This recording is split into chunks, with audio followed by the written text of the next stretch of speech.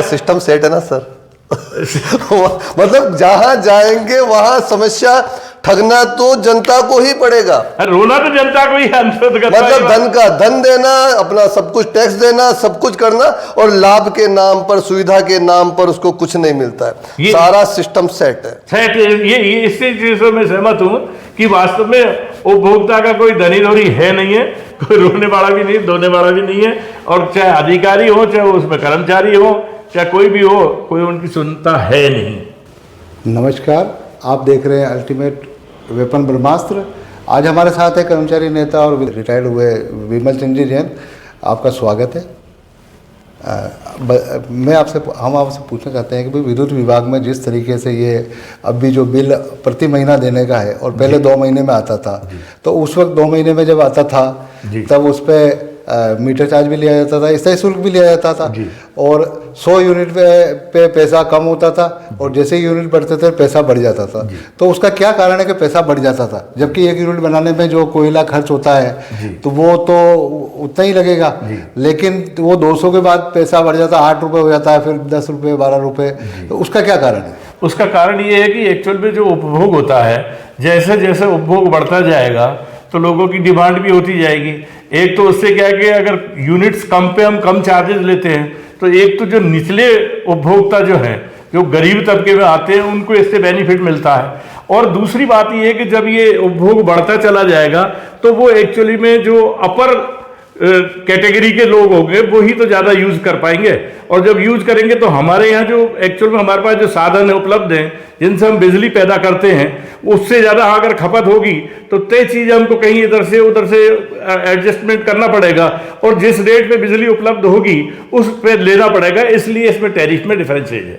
नहीं तो जो प्राइवेटाइजेशन किया है, यानी जो बिजली है वो प्राइवेट कंपनियां बना रही है और वो सरकार को दे रही है, उससे कितना फर्क पड़ता है? अगर सरकार ही अगर इसको चलाए तो उससे क्या नुकसान है? सरकार यदि इसको चलाए तो नुकसान कुछ भी नहीं है, लेकिन सही स्थिति ये है कि जो आज की तारीख में जो डिस्कॉम्स बने हुए हैं, बिजली विभाग बने हुए हैं, उनके पास इतनी राशि है नहीं कि वो अपना जो है किसी तरह का सेटअप लगा कर बना सके। अब उपभोक्ताओं के लिए सहूलियत देने के लिए सरकार यही करती है कि ये प्राइवेटाइजेशन कर देती है। जी, और अब जैसे 2 महीने में जो बिल आता था, अब 1 महीने में आएगा, उससे उपभोक्ता को क्या फायदा होने वाला है? उसमें कोई किसी तरह का कोई अंतर नहीं है। पहले 1 महीने में आता था तब भी कोई अंतर नहीं था, और अब 2 महीने में पहले आता था तो अंतर नहीं है, और 1 महीने में भी आएगा तो ही अंतर नहीं है। जो यूनिट्स फ्री मिलते थे वो एज इट इज मिलेंगे, जो टैरिफ का स्लैब है वो एज इट इज ही रहेगा। केवल मात्र और इससे ये फायदा है, आज स्पॉट बिलिंग जो चालू की है उससे ये फायदा है कि उपभोक्ता को तुरंत ही हैंड टू हैंड वही बिल मिल जाएगा। जो आम उपभोक्ता की शिकायत रहती है कि हमारी रीडिंग नहीं ली गई, रीडिंग हमारी ज्यादा आ गई, तो वो उपभोक्ता फुली सेटिस्फाइड रहेगा, वहीं उसको जो है बिल मिलेगा, वहीं उसके सामने, और उसकी पूरी लोकेशन हमारे ऑफिसेज में रहेगी बाकायदा कि वो मीटर रीडर एक्चुअल में उस लोकेशन पे है या नहीं है। तो उससे तो उपभोक्ता को ये है कि बार बार चक्कर नहीं काटना पड़ेगा कार्यालयों के, कि जैसे रीडिंग आने में उसको चक्कर काटने पड़ते थे, तो वो उसको किसी तरह की कोई प्रॉब्लम नहीं होगी, वो सामने ही उसको बिल दे दिया जाएगा। और इसमें एक बिजली मित्र ऐप और चालू किया है इसके साथ साथ। उस बिजली मित्र ऐप से ये फायदा है कि अगर कंज्यूमर चाहे तो वो बिल अपना हैंड टू हैंड उस पर जमा करा सकता है, उसको अगर वो बिजली मित्र ऐप पे चला जाएगा तो, और वो अपने पिछले 12 महीने में क्या उसकी रीडिंग रही वो भी कर सकता है। उसमें इतने सिस्टम्स हैं कि आप चाहे तो आपकी फाइल भी उस बिजली मित्र ऐप के थ्रू जमा करा सकते हैं। तो इससे तो कंज्यूमरों को फायदा ही हुआ है। जहां तक रहेगी कर्मचारियों की स्थिति, एक्चुअल में जिस हिसाब से ये वर्क केवल 10 दिन के अंदर अंदर, मैक्सिमम 10 दिन के अंदर अंदर निपटाना है, तो उस हिसाब से जितने टेक्निकल साइड के या मीटर रीडर उपलब्ध होने चाहिए, निगम में वर्तमान में उपलब्ध नहीं है। इसके कारण एक व्यक्ति को कम से कम 1000 और 1200 उपभोक्ताओं की रीडिंग लानी पड़ेगी, जिसमें कि हमारे जो नॉर्म्स बने हुए हैं, जिसमें स्टाफिंग पैटर्न के अनुसार जो सैंक्शन हुई है, उसमें 750 उपभोक्ताओं के ऊपर एक टेक्निकल जो है टेक्नीशियन नियुक्त करने की बात है। तो अब इस हिसाब से जो एक्चुअल में कम कर्मचारी हैं उनकी, हमारा तो कहना यह है कि आम उपभोक्ताओं को जिस दृष्टिकोण से राज्य सरकार ने या निगम ने भी जो चालू किए ये व्यवस्था है, तो उस हिसाब से देखते हुए कि आगे भी फ्यूचर में उनको दिक्कत नहीं आए, कर्मचारियों को भी दिक्कत नहीं आए, तो उसके लिए इनको नए कर्मचारियों की भर्ती की जानी चाहिए ताकि उनका काम समय पर हो सके। अब इसमें केवल मात्र एक कमी है, जो ये अभी जो दिए गए हैं सिस्टम, इनको जो मोबाइल दिए गए हैं, उन मोबाइलों में एक्चुअल में आपके प्रॉब्लम ये आती है कि आज की आप आपके मोबाइल से इसको कनेक्ट करो, मोबाइल से कनेक्ट करना उनको पड़ता है, जिससे वो मोबाइल का खर्चा जो उनके माथे आता है। जबकि एक्चुअल में होना ये चाहिए कि नेटवर्क यदि अवेलेबल नहीं है तो 5G है, जो भी सिस्टम है वो उस कॉन्ट्रैक्टर को कंप्लीट करके देने चाहिए। यानी अब उपभोक्ता की बात करें तो उपभोक्ता जो है वो फाइल जमा कराने, कनेक्शन लेने जाता है जी, और कनेक्शन लेने जाता है, उसकी फीस तय है जी, उसके बावजूद भी उसे चक्कर लगवाए जाते हैं। उसको लेकर आप क्या कहना चाहेंगे? एक्चुअल में क्या है कि जो ये ऐसी स्थिति जो हो रही है ये गलत है, और ये मूल बात इसमें ये है कि ये जो ठेकेदारी प्रथा चालू कर रहे हैं धीरे धीरे, उसकी वजह से ये चीज हो रही है। जैसे आज आपको ध्यान होगा अच्छी तरह कि पहले कंप्लेंट जो थी वो हमारे RACB के एम्प्लॉइज करते थे, लेकिन अब इसको FRT, जिसको फॉल्ट रिमूव टीम कहते हैं, संध्या एंड कंपनी को इसका अजमेर डिस्कॉम का पूरा ठेका दिया हुआ है। नहीं, अजमेर विद्युत निगम जो है वो घाटे में चल रहा था, उसको उभारने के लिए ठेका प्रथा में लाया गया इसको, लेकिन ठेका प्रति में लाने के बाद, पद्धति में लाने के बाद भी ठेका कर्मचारियों को ना सुविधा मिल पा रही है, ना उनका मैं आपको यही बताने जा रहा हूं कि जो ठेके कर्मचारी जो ठेके पे दिया गया है, जो कॉन्ट्रैक्ट हुआ एक्चुअल में इन बिटवीन मैनेजमेंट के और कॉन्ट्रैक्टर के बीच में, उसके हिसाब से ना तो कर्मचारी पूरे लगा रखे हैं उन्होंने, और न ही कर्मचारियों को जैसे प्रोविडेंट फंड उनका काटना चाहिए, उनके अपॉइंटमेंट ऑर्डर होने चाहिए, उनका आइडेंटिटी कार्ड होना चाहिए, एक भी चीज उपलब्ध नहीं है उनको आज की तारीख में ये पता है, और ना उनकी वेजेस का कोई सही तरीके से पता है। और बिल यदि आप इसको डीपली इंक्वायरी करोगे तो बिजली के बिल, इनका जो बिल हो रहा है पास, वो बाकायदा 12 या 16 जो नॉर्म्स में है उसके हिसाब से पास हो रहा। तो कुल मिला के सीधा सीधा ठेकेदार जो है वो भ्रष्टाचार कर रहा है, बिल्कुल कर रहा है, और मजदूरों का शोषण कर रहा है, मजदूरों का शोषण कर रहा है। उनको यानी सुरक्षा के साधन भी नहीं दिए जा रहे, सुरक्षा के साधन नहीं है। Even then terms and contract के हिसाब से गाड़ियों में GPS सिस्टम होना चाहिए, और गाड़ियों की आज हालत देखो तो वो अभी कम से कम 8-10 साल पुरानी गाड़ियां लगा रखी है, जबकि उसमें 3 या 4 साल का कॉन्ट्रैक्ट है। तो वो एक्चुअल में शोषण तो कर्मचारी का हो रहा है, जो भी ठेकेदार का कर्मचारी है, और मजे जो है कॉन्ट्रैक्टर ले रहे हैं। अभी जैसे बात करें जितने भी ये जो सर्विस सेंटर या GSS लगे हुए हैं जहाँ कंप्लेंट नोट की जाती है, वहाँ पर जो कर्मचारी की जितनी संख्या है उसके बनिस्बत ज़्यादा पेमेंट उठ रहा है। बिल्कुल उठ रहा है, सही है। तो इसमें क्या राजनेता भी इन्वॉल्व है या ठेकेदार? कोई ठेकेदार, ये तो मैं नहीं कह सकता कि राजनेता उसमें इन्वॉल्व है, लेकिन ये तय चीज है कि ठेकेदार और मैनेजमेंट जब तक दोनों मिले हुए नहीं रहेंगे इस तरह का भुगतान नहीं हो सकता, क्योंकि वो सर्टिफिकेट लगाते हैं कि वे ये इतने कर्मचारी कार्यरत हैं, उनके नाम भी जाते हैं। अब वो नाम भले फर्जी जाओ चाहे कैसी जाओ, लेकिन संख्या उसमें पूरी की पूरी नाम अंकित रहते हैं। ऐसा यदि किया जाता है तो बिल्कुल गलत है, चाहे वो FRT के आदमी हो चाहे कोई और अदर आदमी हो, ये तो मतलब एक्चुअल में अलाउ नहीं होना चाहिए। और अगर है तो मैं तो कह रहा हूँ इसके अगेंस्ट में कार्रवाई शीघ्र से शीघ्र की जानी चाहिए। घरेलू कनेक्शन और यानी इंडस्ट्री कनेक्शन, इसमें कोई नॉर्म्स तय कर रखे हैं कि कितने दिन में बिजली कनेक्शन होना चाहिए, पैसा कितना जमा होगा, इस बारे में कोई जानकारी? हाँ, इसके लिए तो एक्चुअल में दिया हुआ था, लेकिन अभी मेरे को इस समय में कंफर्म मैं नहीं हूँ, लेकिन इसके लिए बाकायदा डोमेस्टिक है, NDS है, इनके लिए बाकायदा किसी में भी मेरे ख्याल से 15-20 दिन से ज्यादा का कोई क्राइटेरिया नहीं है, यानी कनेक्शन हो जाने चाहिए। तो कनेक्शन के लिए आदमी पैसा भी जमा कराता है उपभोक्ता, लेकिन उससे चक्कर लगवाते हैं उस,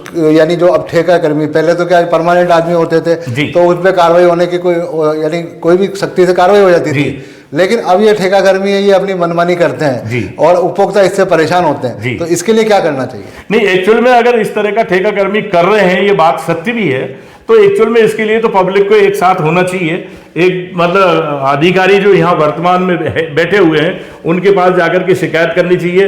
यहाँ के जो राजनेता उनके पास भी ये अप्रोच लगानी चाहिए कि साहब इस तरह की हमको परेशानी की जा रही है, इस ठेकेदारी प्रथा से हम इसलिए परेशान हैं, तो उस पर उचित कार्रवाई हो सकती है। लेकिन जब तक पब्लिक नहीं बोलेगी तो इसमें तो निगम का कोई अधिकारी है या कर्मचारी है वो तो कोई सुन नहीं दे रहा। अब एक बात करें तो जितने भी ये जो पावर प्लांट है, अभी बिरला सीमेंट का पावर प्लांट देखें, ये पावर प्लांट है, पावर प्लांट वालों से बिजली ये कम पैसे में लेते हैं और यानी उनसे लेते तो कम में है, लेकिन उनका पैसा भुगतान ज़्यादा किया जाता है जी। तो उसका क्या कारण है, लॉजिक क्या है? इनसे लेते तो कम पैसे में, इसमें कोई दुराय नहीं है, और इसका मेरे को पूरा जानकारी नहीं है देखो एक्चुअली में। और जो ये पावर प्लांट है, उन पावर प्लांट में जो गोवंश है उनके खाने का जो चारा होता है, भूसा कहते हैं जिसे, उस भूसे का उपयोग किया जा रहा है, क्या उस पर रोक लगनी चाहिए? भूसे पे रोक लगनी चाहिए, इसमें कोई दो राय नहीं। आप कर्मचारी नेता भी हैं, कर्मचारियों के लिए आप लड़ते हैं, क्या कर्मचारियों की बिजली विभाग में कोई यूनिटी नहीं है? कई बार हादसे होते हैं, प्रदर्शन करना पड़ता है, उनके उसके बाद जाके उनको परिवार को कुछ ना छोटा सा मुआवजा मिलता है, उसके लिए आगे आपकी क्या योजना है? नहीं, हमारे तो देखो ऐसा बिजली विभाग में यूनियन तो है, मैं भी इंटर यूनियन से समर्थित आदमी हूँ, यूनियन है, और बाकायदा जब इस तरह का कोई हादसा हो जाता है तो हम उसके लिए पूरा प्रयास करते हैं कि उसको जो भी उसके परिवार को, पीछे रहने वालों को जो आर्थिक मदद मिलनी चाहिए दिलवाते भी हैं हम। अब जैसे परमानेंट एम्प्लॉय होता है तो उसके तो प्रेफरेंशियल अपॉइंट का प्रोविजन है, तो उसके बच्चे को, या जो बच्चा नहीं है तो उसकी पत्नी को किसी को नौकरी दे देते हैं। लेकिन जहाँ तक कॉन्ट्रैक्टर की लेबर यदि एक्सपायर हो जाती है तो इसमें वास्तव में ही बड़ी विडंबना है कि इनके लिए कोई इस तरह का प्रोविजन नहीं है कि भाई अगर मान लो कोई चला गया आदमी तो उसके परिवार को किसी तरह की कोई और एक्स्ट्रा हेल्प दे दी जाएगी, या उनको कोई नियुक्ति दी जाएगी, या और कोई किसी तरह का रिलीफ दिया जाएगा, वो नहीं है। अब अपन शहर की बात करें या गाँव की बात करें, गाँव में किसानों के ट्रांसफार्मर जल जाते हैं, लेकिन उनको महीनों महीनों तक वो ट्रांसफार्मर नहीं मिलते हैं। वो 3 दिन में बदलने का वो है आदेश, नियम तो 3 दिन, नियम का 3 दिन में, 3 दिन के अंदर बदलना। और आवासीय कॉलोनी जो काटते हैं वो कॉलोनी काट देते हैं और पैसा जमा कराते नहीं है। जब वो उपभोक्ता उस मकान को बनाता है, खून पसीने की मेहनत की जो पैसा होता है उससे उसमें आशियाना बनाता है, और वो कनेक्शन लेने जाता है तो उससे RACB पोल के पैसे जमा कराने को कहती है, और एक पोल के 15-15 हज़ार रुपए जमा नहीं, वो एक्चुअली पोल का पैसा नहीं, वो प्रो रेटा लेते हैं। आपका जैसे 40/30 का है तो उस कॉलोनी की रेट डिफाइन हो जाती है, तो होना ये चाहिए एक्चुअली में, और ये प्रोविजंस में भी है कि कॉलोनाइजर जब कॉलोनी को डेवलप जब भी बना रहा है, या उसके जो भी काट करके कन्वर्शन करके जो कर रहा है, तो एक्चुअल में उसी समय ये राशि नगर परिषद के द्वारा वसूल की जानी चाहिए, और वो नगर परिषद के थ्रू निगम के अंदर जानी चाहिए। अब वो एक्चुअल में उस टाइम इस तरह की कोई स्थितियां होती नहीं है, तो वो अंतर्गत बिजली बोर्ड को तो उसे अगर लाइन को एक्सटेंशन करना है तो वो पैसा उपभोक्ता के हिसाब से ही, वो उसमें न्यू कॉलोनी डेवलपमेंट के हिसाब से उनसे वो राशि चार्ज की जाती है। यदि उपभोक्ता जागरूक हों तो इनको एक्चुअल में इस बात की लड़ाई लड़नी चाहिए उस कॉन्ट्रैक्टर से जिसने कॉलोनी काटी है, भैया तू हमें डेवलप करा के दे कॉलोनी। कई बार ऐसी स्थिति आती है कि बिजली विभाग के जो कर्मचारी है वो बिल जमा नहीं होता है, वो कनेक्शन काटने जाते हैं और उस पर राजनेताओं का दबाव आता है और वो वापस रिटर्न हो जाते हैं। तो इस तरह की कार्रवाई के लिए क्या कोई ऐसा कोई कानून बनना चाहिए कि भाई जिसने बिल नहीं जमा कराया इसके लिए तो क्या साहब एक्चुअल में नियम ये बनना चाहिए, जो अभी जो धाराएं चलती हैं ऑन ड्यूटी पे किसी तरह के साथ मारपीट हो जाए, तो एक्चुअल में इन स्थितियों में RACB के कर्मचारी के लिए तो कम से कम ऐसी धाराएं अंकित होनी चाहिए कि वो नॉन वैल्यूएबल ऑफेंस है। अब चूंकि नॉन वैल्यूएबल ऑफेंस नहीं है, इसलिए कोई कनेक्शन काटने जाए, उसके साथ मारपीट भी हो जाए, ये बिल्कुल फैक्ट है, इसमें कोई दो राय नहीं। राजनेताओं के फोन आते हैं, पुलिस डिपार्टमेंट भी उसमें दब जाता है और उसके खिलाफ कोई कार्रवाई नहीं होती है। पिट गया जो पिट गया, ज्यादा से ज्यादा हायर अथॉरिटीज ये कर सकती है, यूनियन प्रेशर करती है, तो भाई ठीक है यार ये पांडोली लग रहा है, इसको वहां नरपत की खेड़ी लगा दो। तो अभी आपका कहना है कि विद्युत विभाग ने जो व्यवस्था की है कि भाई महीने के महीने बिल देने की, जी, जिस तरीके से सड़क पर जो परिवहन विभाग है वो रोड टैक्स भी लेता है और ग्रीन टैक्स भी लेता है, इसी तरीके से इसमें स्थायी शुल्क भी कर दिया और मीटर से किराया भी कर दिया, तो ये क्या दोहरी मांग नहीं है उपभोक्ताओं पे? नहीं, दोहरी मांग इसलिए नहीं है एक्चुअली में कि देखो स्थायी सेवा शुल्क तो इसलिए लिया जाता है कि आपकी जिस तरह की जो भी कभी भी प्रॉब्लम आएगी, कंप्लेंट आएगी, उसको अटेंड करने के लिए वो एक्चुअली में स्थायी सेवा शुल्क हमारा हुआ है जी। तो वो उपभोक्ताओं की सेवा के लिए है एक्चुअली में, यानी सेवा के नाम पे, सेवा के नाम पे है, सेवा के नाम पे है, लेकिन उपभोक्ता तो ठगा जा रहा है, उपभोक्ता तो ठगा जा रहा है, यानी उसको दोहरी मार पड़ रही है। नहीं, ये तो हम भी एडमिट करते हैं, लेकिन अब क्या कर सकते हैं, ये व्यवस्थाएं जो है अब रहेगी बात ये 2 महीने का और 1 महीने की बिलिंग का, तो एक्चुअल में ये तो बहुत पहले से प्रोविजंस में था, लेकिन व्यवस्थाएं नहीं होने के कारण ये अब जाकर के थोड़ी बहुत जो व्यवस्था हुई है, इसलिए बाई मंथली किया। बाकी वो तो पहले से भी यही था कि मंथली ही बिलिंग होनी चाहिए। नहीं तो अब भी जैसे ये प्राइवेट किया है तो क्या ये मुनाफे में आई है आरएससीबी? देखो एक्चुअल में आज की तारीख में अगर अपन बात करें अजमेर डिस्कॉम तो आज की तारीख में 825 रुपये बेनिफिट में है, 825 करोड़ रुपए फायदे में है। अब उसके बावजूद भी इसको कॉन्ट्रैक्ट पे दिया गया है। ये हम यूनियन के पैटर्न पे तो यही कह सकते हैं कि ये हमारी समझ से बाहर है। और यदि सरकार समझती है, निगम के अधिकारी ये समझते हैं कि किसी भी घाटी की पूर्ति करने के लिए मात्र ठेकेदारी प्रथा ही एक सहारा है, तो मेरा कहना ये कि आज की तारीख में भारत सरकार, राजस्थान सरकार भी घाटे में चल रही है, तो क्यों एमएलए एमपीज का खर्चा किया जाए, क्यों उनको पेंशन और इतनी फैसिलिटीज दी जा रही, उनको भी जो है कॉन्ट्रैक्ट में ही सरकार बना देनी चाहिए। जी बिल्कुल सही। तो ये कॉन्ट्रैक्ट में देने के बाद ये जो कर्मचारी होते हैं, ये बरसात हो, सर्दी गर्मी हो, ये पोल पे चढ़ते हैं, बिना सुरक्षा के साधन है या नहीं है, किसी की बिजली होती है, नेताओं के फ़ोन आते हैं, अधिकारियों के फ़ोन आते हैं, ये अपनी जान हथेली पे लेके चलते हैं, लेकिन इनके लिए कोई बीमा वगैरह या इस तरह की कोई सुविधा नहीं होती? नहीं, एक ग्रुप इंश्योरेंस जरूर होता है। ग्रुप इंश्योरेंस में 2 लाख है। अब तो उन्होंने 3 कैटेगरी कर दी है, इतने पैसे जमा कराओगे तो 5 लाख का, 10 लाख का, 30 लाख तक का उसमें ग्रुप इंश्योरेंस है। और एक क्या है, ऑन ड्यूटी यदि 20 मतलब परमानेंट एम्प्लॉय के लिए 20 लाख रुपए निगम की तरफ से एक्स ग्रेशिया के रूप में दिए जाते हैं, जो वर्कमैन कंपनसेशन एक्ट के तहत जितना उसका कंपनसेशन बनता है वो plus rest of the amount. अगर किसी का 13 लाख बना उसकी वेजेज के हिसाब से तो 7 लाख रुपए और दिए जाते हैं। कुल मिलाकर उसको 20 लाख रुपए एक्स ग्रेशिया के रूप में कंपनसेशन के रूप में दे दिए जाते हैं। अभी बात करें तो जितने भी पावर प्लांट है वो सभी जो है ठेके में दे रखे हैं। कोयले का ठेका भी है, तो वो भी राजनेताओं के चहेतों को है, राजनेताओं के नाम से चल रहे हैं जी। तो इसमें क्या बदलाव होगा तो कुछ विद्युत खर्च कम हो पाएगा, उपभोक्ता को फायदा मिलेगा?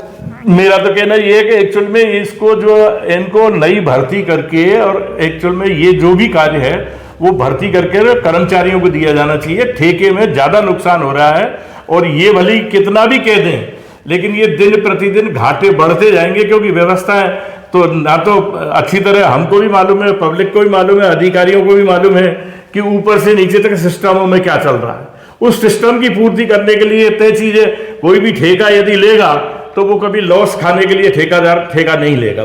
वो हमेशा ही अपना कोई ना कोई बेनिफिट निकालेगा और तिल तो वो तिली के तेल में से ही निकलेगा, कहाँ से निकलेगा नहीं। सोलर प्लांट जो लग रहे हैं उससे क्या भार कम हो रहा है विद्युत का? हाँ, सोलर प्लांट जो लगाए जा रहे हैं उनसे एक्चुअली में इसमें कोई दुराय नहीं। जो आज जितनी डिमांड है ना वो धीरे धीरे सोलर प्लांट से कम होगी, इसमें कोई दुराय नहीं। तो सोलर प्लांट लगाने वाला वो 2 लाख 3 लाख रुपए खर्च करता है जी, लेकिन विद्युत विभाग जो है उसको पैसा कम देता है जी।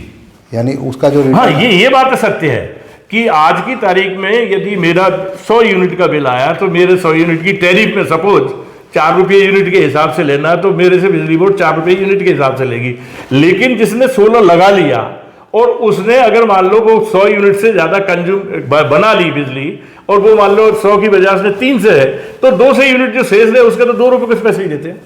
तो उससे तो उसको सोलर लगा, तो ये एक्चुअली में है तो ज्यादती है उपभोक्ता के साथ। तो भाई आप सोलर वो बेचारा लगा रहा है, पैसा दे रहा है, तो उसको भी जिस रेट से आप उससे पैसा चार्ज कर रहे हो उसके बिजली के बिल में, तो उसकी जो बची हुई यूनिट है उनकी राशि भी उसी रेशो में दी जानी चाहिए। मैं आपसे सवाल जानना चाहूंगा कि जो उपभोक्ताओं के साथ ठगी हो रही है या जिस प्रकार की ठगी होती रहती है तो उसको बचने के लिए क्या करना चाहिए और किस प्रकार से उपभोक्ताओं को जागरूक होना चाहिए?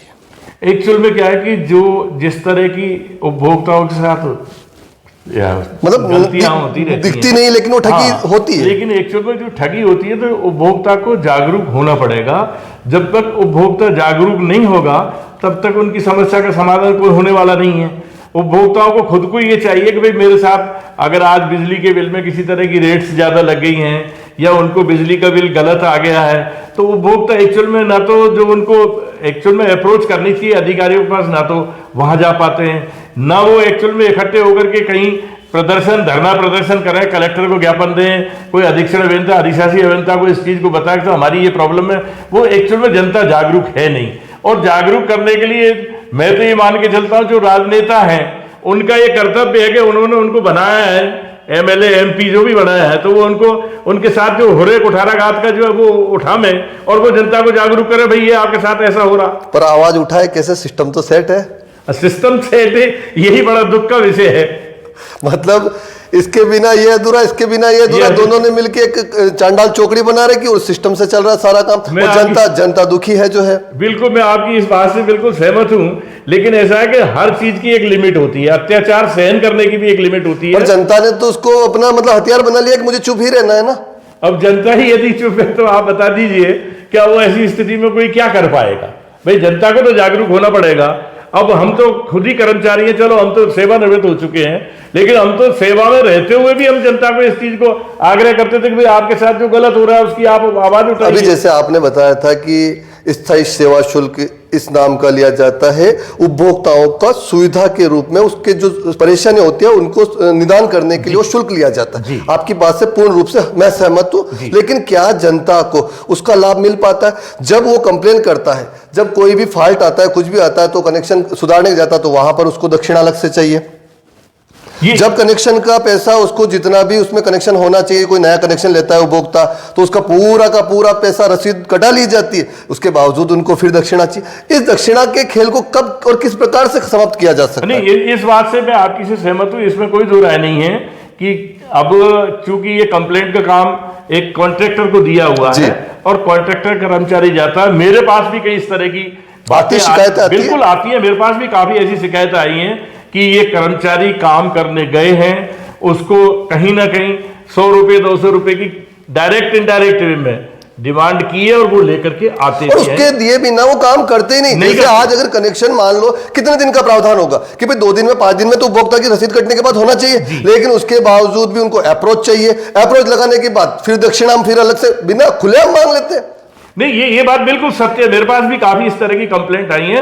तो एक्चुअल में मैं इसीलिए रिपीटेड ये कह रहा हूं कि जिस तरह से जो है उपभोक्ताओं को नाजायज परेशान किया जाता है, नाजायज जो डिमांड पैसे की जाती है, उनमें 2 आदमी 4 आदमी 5 आदमी कोई ना कोई जागरूक होकर के तो कम से कम किसी अधिकारी के पास जाए, ताकि हम भी यूनियन बेस पर जाकर के उनको ये कह सकते हैं कि आम उपभोक्ता का शोषण किया जा रहा है, आपने कौन सा ठेका प्रथा में दिया है। सिस्टम सेट है ना सर।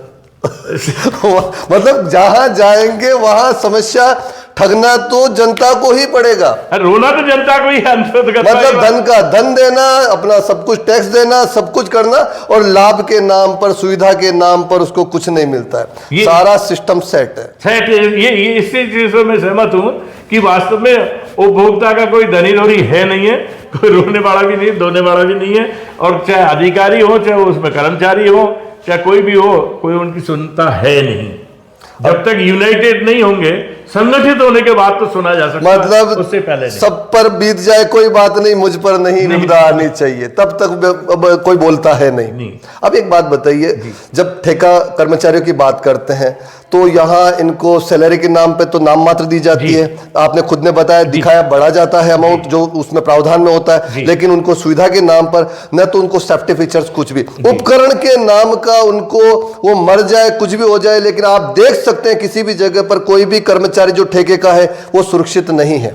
आखिर क्यों? ये बिल्कुल सत्य बात है, इसमें कोई दो राय नहीं कि जो आज की तारीख में FRT जो काम कर रही है, उसके अधीनस्थ जो कर्मचारी हैं उनको जो सेफ्टी की सुविधाएं मिलनी चाहिए, उसमें मैं जहां तक समझता हूं 30% भी सुविधा उनको उपलब्ध नहीं है।